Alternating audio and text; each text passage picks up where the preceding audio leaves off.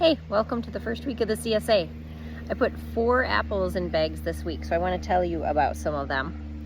First up is Paula Red, and this is a big one because this is all I have left is really big ones. So having grown up in Minnesota and gone to orchards in the St. Croix Valley, because I grew up in Hastings, Paula Reds were ubiquitous, and so I had always thought growing up that Paula Red was a Minnesota apple, kind of like, like Haralson, because it was, for me, Paula Red's early season, Haralson's later season. But Paula Red is not from Minnesota, which was a total surprise to me. It's a member of the McIntosh family, but it's just such a solid apple. And I picked these, well, we picked these, me and the teenage crew picked these early-ish August. So this is probably the last weekend that the Paula Reds will be around. They are part of the McIntosh family, so they're a little bit squatter, although this one is a really large one. They've got that kind of maroon with some of the green on top. This is a really lovely colored example of Paula Red. Some of them don't have quite as much color on them. And I also have Paula Reds on old trees and on new trees, and so there's some differences between them. But I think people, for the most part, got some really nice Paula Reds today. If you want to make sauce out of any of these apples, I mean, obviously a blend is going to work out just fine, but I always recommend apples for sauce that kind of start out in that saucy direction when you cook them, and so Paula Red and anything in that McIntosh family will do that. Second up is St. Edmunds russet. I grow a ton of russeted apples, and I think that they just have this beauty that is a little bit maybe under-recognized in our modern age when we're looking for glossy, large apples. So no, I love the russets for that. So the St. Edmunds has a very uniform russeting throughout, and it being my earliest russet, unsurprisingly, like a lot of early apples, doesn't keep around forever. This is actually the first year I picked them at a good time, because in the past I would go assess them and they wouldn't be ripe, and I'd check them again and they wouldn't be ripe, and then the next time I checked them they were applesauce on the trees. So I finally got it right this year. And again, it was an early pick, so this is the last week that we'll be having the St. Edmunds around, because they have been around at the orchard, even though I've only been open 2 weekends. They've been around at the orchard for a few weeks. Sweet Tango is next. So this is like a kind of a bright red apple with the spots on it in your kit. And this is definitely an eating apple. The Paula Red, maybe you'll end up cooking that one up. The St. Edmunds, maybe the same thing, although they can all be eating apples. But the Sweet Tango is a cross of Zestar and Honeycrisp, and it doesn't quite have the explosively crisp texture of Honeycrisp, but you can tell that there's some Honeycrisp in this apple. And then the Zestar makes its contribution through all that flavor, because those Zestars, man, they're as sweet as candy. They really are. It's such just a wonderful, fully flavored apple. Their big issue is that, they just end up a little bit soft. And not every orchard Zestars are that way. I seem to have some particular challenges just nailing the Zestar just right, because if you let them go too long, they'll have wonderful flavor and be a little soft. And if you let them go not long enough, they'll be a little bit light on the flavor. But anyway, we're talking about Sweet Tango. You've probably heard, but the U of M came out with another apple that is also a cross between Honeycrisp and Zestar. It's called Kudos. I don't have any in the ground yet, but I'm really looking forward to planting it, because the flavor is supposed to be top-notch. And something that's also really cool is that the university previously released 2 apple varieties that are siblings in that same way.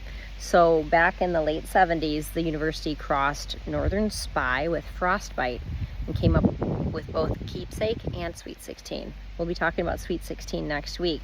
So to my knowledge, this is the first time now that the university is releasing like a sibling kind of apple. So we've got 2 apples out there that are offspring of Frostbite and Northern Spy, and now we'll have 2 apples out there that are offspring of Honeycrisp and Zestar.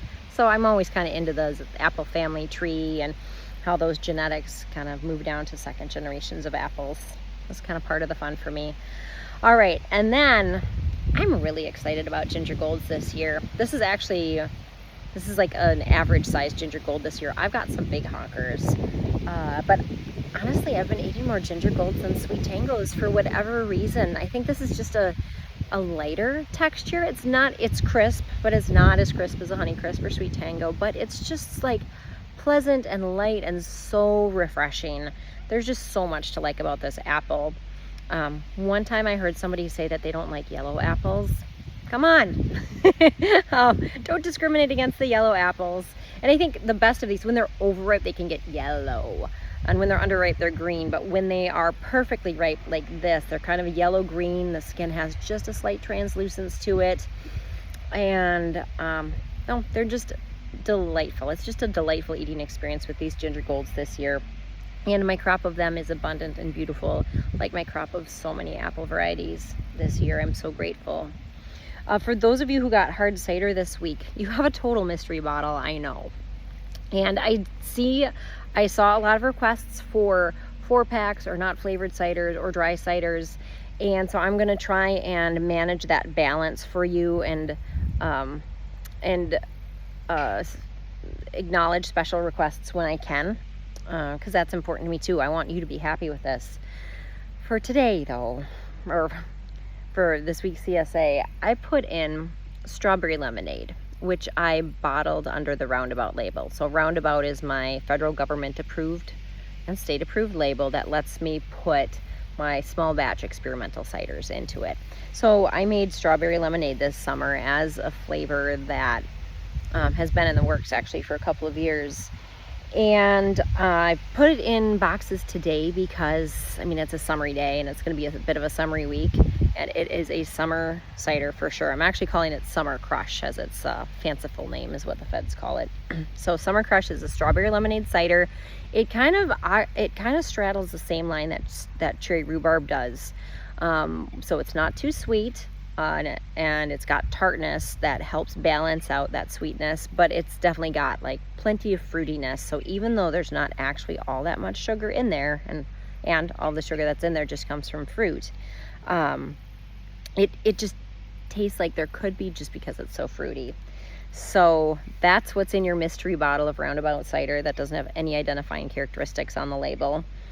I hope you enjoy it, and if you are avowedly against flavored ciders or off-dry ciders, I hope you find a friend that will appreciate it. But give it a try. I was really happy with how it turned out, and in the short orchard season that we've had so far, people are liking it. We've definitely gone through more kegs of it than anything else down in the barn. So I think that's it. We've covered apples. Oh, the fresh cider this week is primarily a blend of Zestar and Paula Red. So it should be a nice balance of the acid from the Paula Red and the sweetness of the Zestar. To me, it tasted maybe a little bit thin because I was spoiled by drinking late season cider throughout the winter, which I just kept frozen. Because the cider gets kind of just richer and more full-bodied and full-flavored as the season goes on. So it's a legit blend. Those are 2 great apples going into it, pressed in abundance. I figured I picked up 10,000 pounds worth of apples on pressing day this past week. So thanks again. Enjoy your apples and donuts and cider and fresh pressed cider this week. And we'll see you next.